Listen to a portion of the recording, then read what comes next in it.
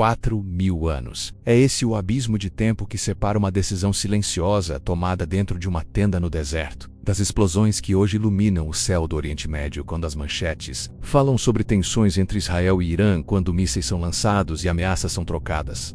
Poucos imaginam que a raiz dessa rivalidade não começa em gabinetes diplomáticos nem em acordos militares rompidos, mas dentro de uma família. Para compreender o presente, é preciso voltar muito além das fronteiras modernas e mergulhar na história de um homem chamado Abraão. A história se inicia em Ur dos Caldeus, uma cidade próspera da antiga Mesopotâmia, localizada na região que hoje corresponde ao sul do Iraque. Ali vivia Abrão, antes de receber o nome pelo qual se tornaria conhecido. Ele tinha estabilidade, posses, família, uma vida estabelecida, nada indicava que deixaria tudo para trás. Mas então veio o chamado. No relato do livro de Gênesis, Deus ordena que ele saia da sua terra, da sua parentela e da casa de seu pai, em direção a uma terra que ainda lhe seria mostrada. Não havia mapa, não havia garantias visíveis, apenas uma promessa. Ele se tornaria pai de uma grande nação. Sua descendência seria numerosa como as estrelas, e através dele todas as famílias da terra seriam abençoadas.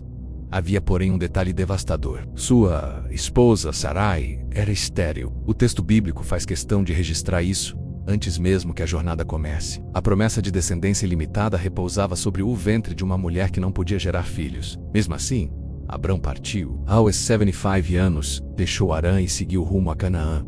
Ali ergueu altares, símbolos de sua fé em uma promessa que parecia, aos olhos humanos, impossível. Os anos passaram, 5, 10, talvez mais, nenhum filho. A promessa permanecia suspensa, como uma estrela distante demais para ser tocada. Em um momento decisivo descrito em Gênesis 15, Deus conduz Abrão para fora da tenda e o manda olhar para o céu. Conta as estrelas, se é que podes.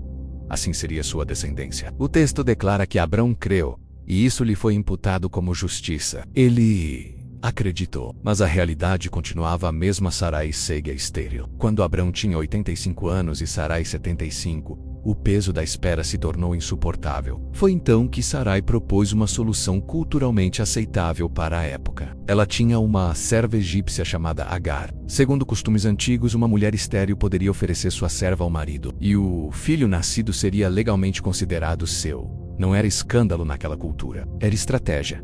Abrão ouviu a voz de Sarai e aceitou. Agar concebeu rapidamente, e ali começou a fratura. Ao perceber-se grávida, passou a olhar Sarai com desprezo. A serva agora carregava no ventre aquilo que a senhora nunca conseguira gerar. Sarai, ferida, reagiu com dureza. A tensão dentro daquela tenda tornou-se insustentável. Agar, oprimida, fugiu para o deserto. É nesse ponto que a narrativa revela algo extraordinário. No deserto, junto a uma fonte, o anjo do Senhor encontrou Agar, uma serva estrangeira. Grávida e fugitiva, recebe uma promessa divina. Seu filho se chamaria Ismael, porque Deus ouvira sua aflição. Sua descendência também seria numerosa. Mas havia uma descrição inquietante sobre o menino. Seria como um jumento selvagem entre os homens, suas mãos contra todos e as mãos de todos contra ele. Uma vida marcada por conflito. Agar voltou e deu à luz Ismael. Durante 13 anos ele foi o único filho de Abrão, o herdeiro natural, o primogênito. O menino cresceu sob o cuidado do pai, aprendendo seus caminhos. Então, quando Abrão tinha 99 anos, Deus apareceu novamente, estabelecendo uma aliança formal. Seu nome mudou para Abraão, pai de muitas nações. Sarai tornou-se Sara. E veio a notícia impossível. Aos 90 anos, Sara teria um filho. Seu nome seria Isaque, e com ele seria estabelecida a aliança perpétua. Abraão riu, não necessariamente por zombaria, mas por espanto, e fez um pedido que revela seu coração de pai: que Ismael vivesse diante de Deus. A resposta foi clara: Ismael seria abençoado, se tornaria grande nação, teria 12 príncipes. Mas a aliança específica seria com Isaque. Isaque nasceu quando Abraão tinha 100 anos, o filho da promessa, gerado quando toda esperança biológica havia desaparecido. A alegria tomou conta da tenda, mas o conflito apenas aguardava o momento de emergir. Durante a festa de desmame de Isaque, Sara viu Ismael rindo. O texto é ambíguo. Poderia ser uma brincadeira inocente ou um gesto de zombaria. Seja como for, para Sara foi inaceitável. Ela exigiu que Abraão expulsasse Agar e Ismael. O filho da serva não herdaria com seu filho. Abraão sofreu e Ismael era seu filho. Mas orientado por Deus, levantou-se cedo, colocou pão e um odre de água sobre os ombros de Agar e os despediu para o deserto. A cena é silenciosa, quase brutal em sua simplicidade. Um pai enviando o filho embora com provisões mínimas, sem garantias. No deserto de Berseba a água acabou. Agar colocou o menino sob um arbusto e afastou-se. incapaz de assistir à sua morte. Chorou, mas Deus ouviu a voz do menino. Um poço foi revelado. Ismael sobreviveu. Cresceu no deserto de Parã, tornou-se arqueiro, teve 12 filhos, 12 príncipes conforme a promessa. Seus descendentes espalharam-se pelas regiões áridas e ao longo dos séculos, tornaram-se parte fundamental dos povos árabes. A tradição islâmica mais tarde identificaria Ismael como ancestral de Maomé. Já Isaac gerou Jacó, que recebeu o nome de Israel. Dele vieram as 12 tribos, escravidão no Egito, êxodo, reino, exílio e retorno. A história do povo que se tornaria a nação de Israel. Mas onde entra o Irã? Os antigos persas não descendiam de Ismael nem de Isaac.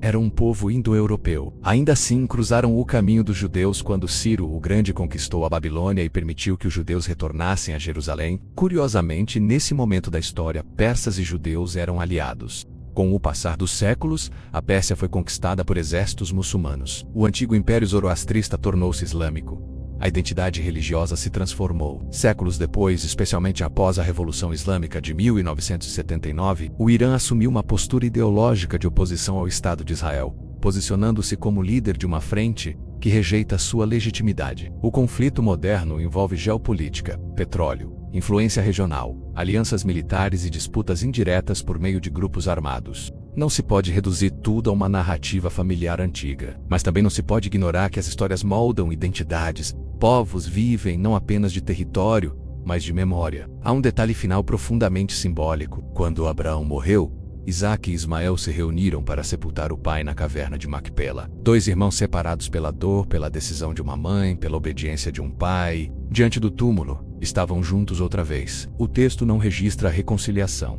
apenas presença. A tragédia dessa história não nasce de vilões caricatos. Sara era uma mulher desesperada. Agar, uma serva ferida.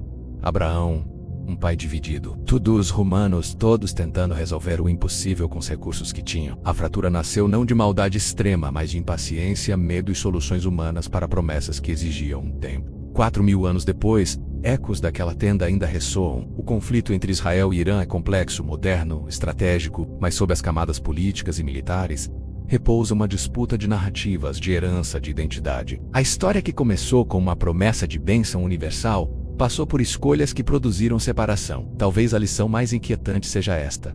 Grandes conflitos nem sempre começam com grandes ódios. Às vezes começam com decisões pequenas, compreensíveis, tomadas sob pressão. Um gesto dentro de uma tenda pode atravessar milênios. Uma escolha feita no silêncio do deserto pode moldar o destino de nações.